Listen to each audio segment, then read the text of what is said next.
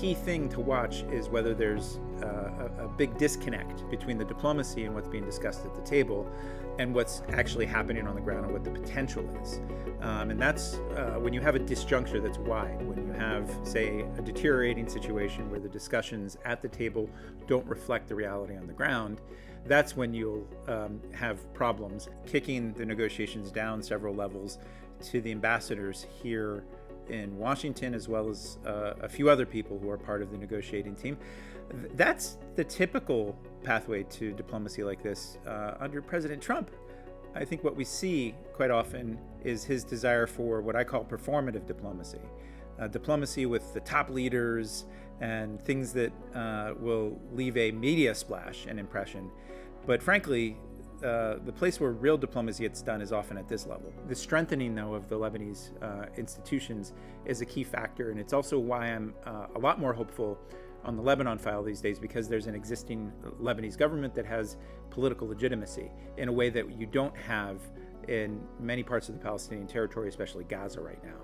Well, one tool that we have, and I've heard from both Lebanese and Israeli officials, is President Trump's actual personal engagement in this. From what I heard from people in the room, is President Trump actually is deeply invested and knows a lot about these files. So the power of the U.S. presidency, even though I think from time to time Trump squanders it with very erratic statements about China, Iran, domestic policy, and things like this, it does have a power to impress upon leaders, especially leaders in countries like Lebanon and Israel. Israel, second source of leverage, which is longstanding, it's years-long support to the Lebanese armed forces and U.S.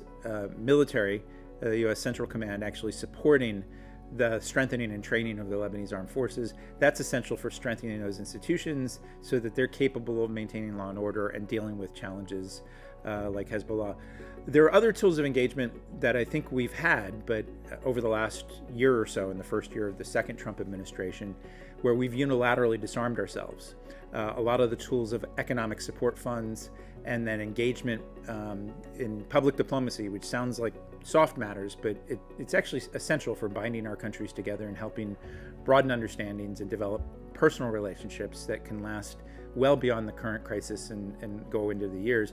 We've sort of, with DOGE last year and the cuts to the State Department, we've definitely unilaterally disarmed on some of those tools, but my hope is that we could actually build those back, because this is going to be a long-term process for a country like Lebanon that has suffered civil wars, invasions from Israel, as well as domination by Syria for many, many years. Lebanese people want to be on their own and stand on their own in justice and dignity, and Americans can actually help it, and it won't cost that much. It involves diplomacy, political engagement, military tools, as well as economic and cultural diplomacy. Success won't necessarily come overnight, and maybe even not during Donald Trump's term, full success, but gradually helping Lebanon help itself and the Lebanese people help themselves, I think, is a key part of the equation.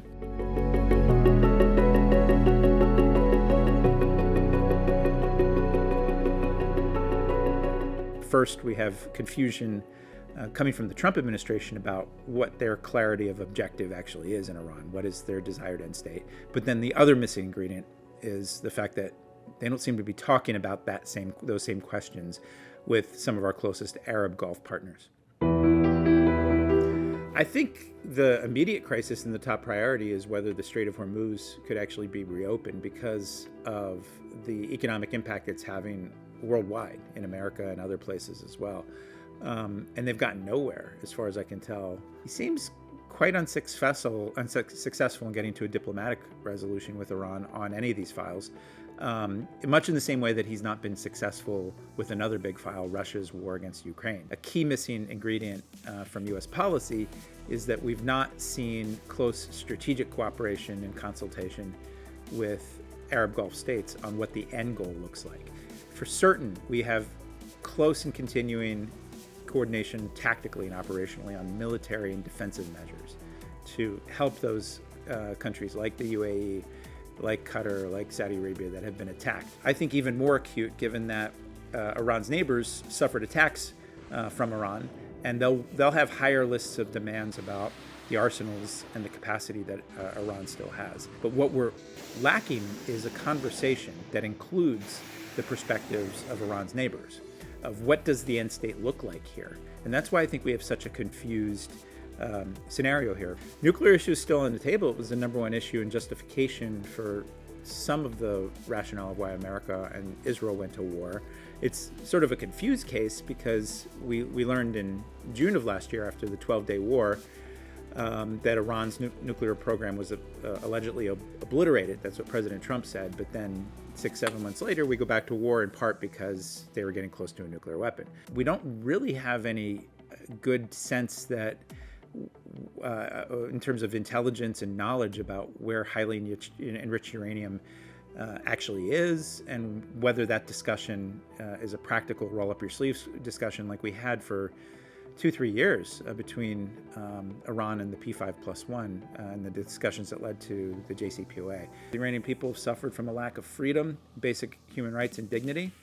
But it doesn't seem like that's a priority right now for U.S. policy, given all of these other issues, and also given that President Trump, when you look at his global approach, his foreign policy approach overall, has deprioritized democracy, human rights, and freedom abroad, and I would argue as well at home. Tens of millions of Iranian people that want something different, would like to see a pathway to a different type of government.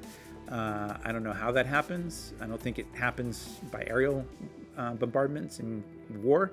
It happens best, when it comes from within, like we saw in December of 2024, the end of 2024, when the Syrian people rose up against the Assad regime.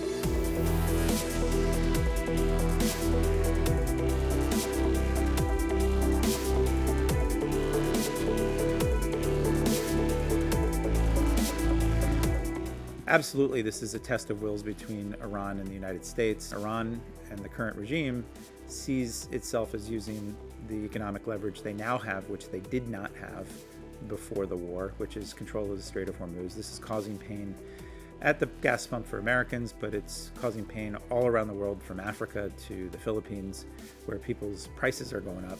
The other side is America's imposing, I think you could call it super maximum pressure. If Trump's first term label on Iran was maximum pressure, I think what they're trying to do in this boycott and cutting off all energy exports from Iran is to really impose high economic costs on the regime as well as the people of Iran.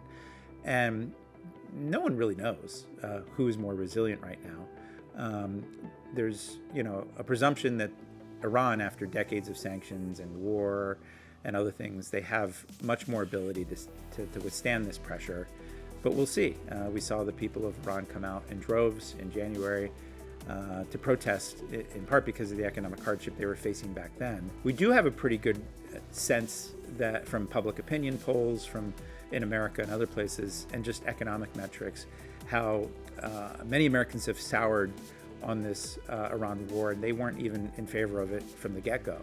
The level of American support for the 2026 Iran war is pretty much at where the support for the Iraq and Vietnam wars were at the end of that time. And that's not a good metric for President Trump. The number one goal is to stop Iran from getting a nuclear weapon, and that's been shared by Republican and Democratic administrations. The more urgent goal right now is some sort of modus vivendi to reopen the Strait of Hormuz. And again, this was not the issue on February 27th, the day before the war started. It is now an issue where the Islamic Republic of Iran's regime has a stronger hand. It reeks of desperation when you see President Trump in April in his public statements going from threats of civilizational destruction of Iran to falsely declaring that Iran's leaders had agreed to everything and the Strait of Hormuz would be open and nothing would be ever closed again.